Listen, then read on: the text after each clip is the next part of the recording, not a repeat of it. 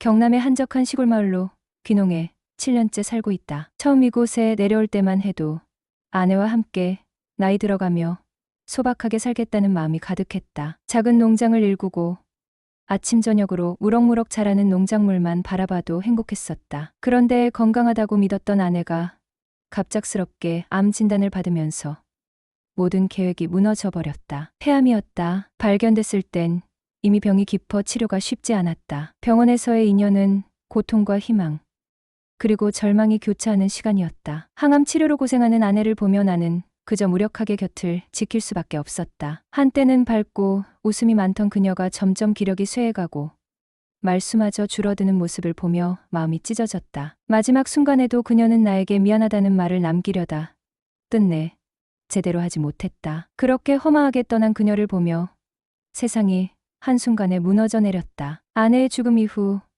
이곳에서의 삶은 더 이상 내가 꿈꿨던 그것이 아니었다. 함께라면 소박한 시골살이도 행복할 것이라 믿었던 귀농이 그녀가 없는 지금은 오히려 고통의 상징이 되어버렸다. 농장을 가꾸는 일은 한때 우리의 새로운 시작이었지만 이제는 모든 일이 아내의 부재를 상기시켰다. 혼자 일하는 농과 밭에서는 그녀가 웃으며 불보던 자잘한 식물들, 잔잔한 바람에 이리저리 흔들리던 꽃들, 그리고 우리가 나눴던 대화들이 떠올랐다. 그런 기억들은 내게 힘이 되기보다는 오히려 마음을 무겁게 만들었다. 농사일도 손에 잡히지 않았다. 물 한 바가지 주는 것조차 버겁게 느껴질 정도로 의욕이 없었다. 작년에 서울로 시집간 딸아이는 종종 전화로 안부를 물어왔지만 나의 이런 마음을 이해시키기는 어려웠다. 혼자 남은 집은 더없이 적막했고 밭 한가운데 서 있으면 세상과 단절된 듯한 고독감이 밀려들었다. 귀농 생활에 대한 후회도 점점 커졌다. 만약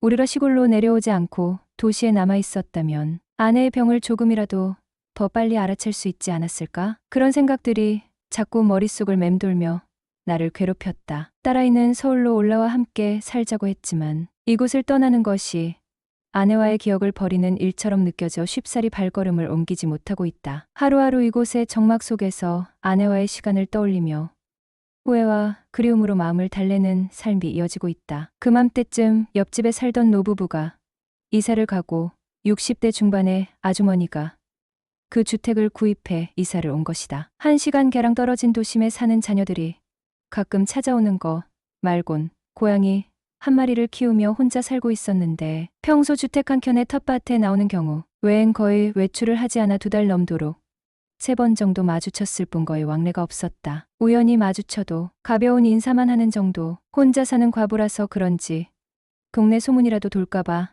날 의식적으로 피하는 것 같았다. 그러다가 그녀와 친해지는 계기가 있었다. 겨울에 눈이 엄청 내린 날 부산에 결혼식이 있어 집 앞을 나서려는데 밤새 내린 눈으로 내 차가 눈에 파묻혀 있었다. 힘겹게 눈을 치워보지만 내 차 위에 눈만 치운다고 해결될 문제가 아니었다. 무릎 정도로 쌓인 눈과 바닥은 이미 얼어붙어 있어 꼼짝달싹 못하는 처지가 된 것이다. 친구놈에게 폭설로 인해 결혼식에 참석 못한다고 전화하니 부산에도 눈이 많이 왔다며 괜찮다며 고맙다고 한다. 결국 부산행을 포기하고 한결 편해진 마음으로 주변을 살피니 옆집 여자가 나와서 눈을 치우고 있는 거다. 순간 나도 모르게 계속 눈을 치워야겠다는 생각이 들었고 창고에서 삽 하나를 더 꺼내 들고 쓱쓱 눈을 치우기 시작했다. 한참 치우고 있으니 아줌마와 거리와 자연스레 가까워졌다. 머쓱하게 눈 인사하면서 고생 많으십니다.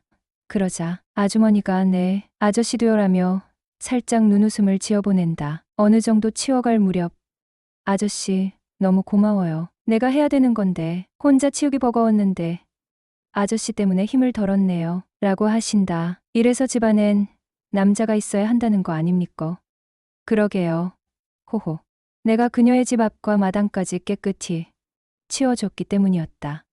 아저씨, 눈 치우느라 출출하실 텐데 이거 가져가서 드세요. 하면서 찐 고구마를 한 대접 내밀었다. 잘 먹겠습니다. 아니고 내 정신 좀 봐. 아저씨 조금만 기다려보세요. 그녀가 집 안으로 들어가더니 반찬통 하나를 들고 나왔다. 고구마 드실 때 같이 드세요. 하며 부끄러운 듯 고개를 살짝 숙이며 얘게 내밀었다. 이게 뭔데요? 김치예요. 고구마랑 같이 드시면 먹을만 할 거예요. 아이고, 고마워라. 이래서 집안엔 여자가 있어야 한다니깐. 안 그래요? 호호. 아저씨 참 재미난 사람이네요. 그리고 저녁쯤엔 김치통 가져다 준다고 그녀 집을 찾았고 집에 온 사람을 그냥 돌려보낼 수 없다며 차를 대접한다며 안으로 들어오라고 했다. 아내가 죽고 우울했던 내 인생을 달라졌던 시기가 그때부터다. 그리고 며칠 뒤 장날이라 읍내로 나가 하나로마트에 들러 이것저것 사고 있었다.